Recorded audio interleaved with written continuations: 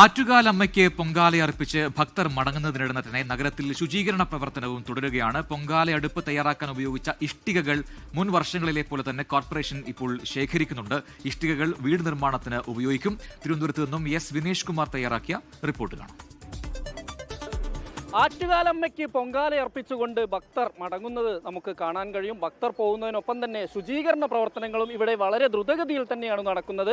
ഒപ്പം തന്നെ ഈ അടുപ്പ്, അതായത് പൊങ്കാലയ്ക്കുള്ള അടുപ്പ് തയ്യാറാക്കിയിരിക്കുന്ന ഇഷ്ടികകൾ യഥാസമയം ഇവിടെ നിന്ന് മാറ്റുന്നത് നമുക്ക് കാണാൻ കഴിയും. ഈ ഇഷ്ടികയ്ക്ക് വലിയൊരു രാഷ്ട്രീയം കൂടിയുണ്ട്. കഴിഞ്ഞ തവണ ഈ ഇഷ്ടിക ലൈഫ് പദ്ധതിയിലേക്ക് വീടിന് വേണ്ടി നൽകാനായിരുന്നു അന്നത്തെ കോർപ്പറേഷൻ ഭരണാധികാരികൾ തീരുമാനിച്ചിരുന്നത്. എന്നാൽ അതിനെതിരെ അന്ന് BJP രംഗത്ത് വരികയാണ് ഉണ്ടായത്. ഇത് കൊടുക്കുന്നത്, അതായത് ഇതൊരു വിശ്വാസത്തിൻ്റെ ഭാഗമായതാണ്, ഇതൊരിക്കലും വീട് നിർമ്മാണത്തിനോ മറ്റ് ആവശ്യങ്ങൾക്കോ ഉപയോഗിക്കരുത് എന്ന് പറഞ്ഞുകൊണ്ട് അന്ന് BJP രംഗത്ത് വന്നത് നമ്മൾ ഓർക്കുന്നുണ്ട്.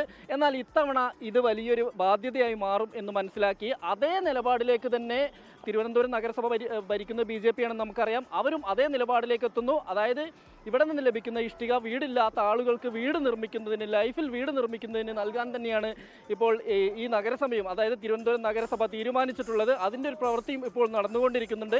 ഇത് വളരെ കൃത്യമായി തന്നെ BJP കൗൺസിലർ വ്യക്തമാക്കിയതാണ്. നിവേദ്യം അർപ്പിച്ചു കഴിഞ്ഞാൽ ഉടൻ തന്നെ ശുചീകരണം ആരംഭിക്കാൻ 3000-ഓളം തൊഴിലാളികൾ നഗരത്തിലെമ്പാടും. അത് നമ്മുടെ സ്റ്റാൻഡിംഗ് കമ്മിറ്റി ചെയർമാൻമാർ, കോർപ്പറേഷൻ്റെ സ്റ്റാൻഡിംഗ് കമ്മിറ്റി ചെയർമാൻമാരെ 7 ഏരിയകളിലായി വിന്യസിപ്പിച്ച് അവർക്ക് ചുമതല നൽകി. അതുപോലെ തന്നെ 101 കൗൺസിലർമാരെയും സജ്ജമാക്കി രാത്രി ഒരു 9 മണിയോടെ കൃത്രിമ മഴ പെയ്യിപ്പിച്ച് അതോടെ അവസാനിപ്പിക്കാം. ഈ പൊങ്കാലയ്ക്ക് അടുപ്പ് കൂട്ടുന്നതിനുള്ള ഇഷ്ടികയ്ക്ക് പിന്നിലും ഒരു ഐതിഹ്യമുണ്ട്. അതായത് 3 ഇഷ്ടിക ഉപയോഗിച്ചുകൊണ്ടാണ് പൊങ്കാല അടുപ്പ് കൂട്ടുന്നത് നമ്മൾ കണ്ടതാണ്. ഇത് പ്രധാനമായിട്ടും 3, അതായത് ഭഗവതിയുടെ 3 വകഭേദങ്ങളായിട്ടാണ് കാണുന്നത്. ഒന്ന് മഹാലക്ഷ്മിയാണ്, ഒന്ന് ഭദ്രകാളിയാണ്, അതുപോലെ തന്നെ ഒന്ന് ഭഗവതി. ഇങ്ങനെ 3 തരത്തിലാണ് ഇതുള്ളത്. എന്തായാലും ആ ഇഷ്ടിക കഴിഞ്ഞ തവണ വലിയ രാഷ്ട്രീയ വിവാദങ്ങൾക്ക് വഴിവെച്ചതാണ്. ഇന്ന് അത് കയറ്റിക്കൊണ്ടുപോകുന്നത് നമുക്ക് കാണാം. ഇതും അതേപോലെ തന്നെ ഏറ്റവും സാധാരണക്കാരായ വീടില്ലാത്ത നിർധനരായ മനുഷ്യർക്ക് വീട് നിർമ്മിക്കുന്നതിന് എന്നുള്ള കഴിഞ്ഞ തവണത്തെ നഗരസഭ എടുത്തിരിക്കുന്ന നിലപാട് പിന്തുടരാൻ പുതിയ നഗരസഭയുടെ ഭരണാധികാരികളും തയ്യാറാവുന്നു എന്നുള്ളതാണ് എടുത്തു പറയേണ്ട കാര്യം. എന്തായാലും നഗരത്തിൻ്റെ ശുചീകരണ പ്രവർത്തനങ്ങൾ അവസാന ഘട്ടത്തിലേക്ക് കടന്നിരിക്കുന്നു.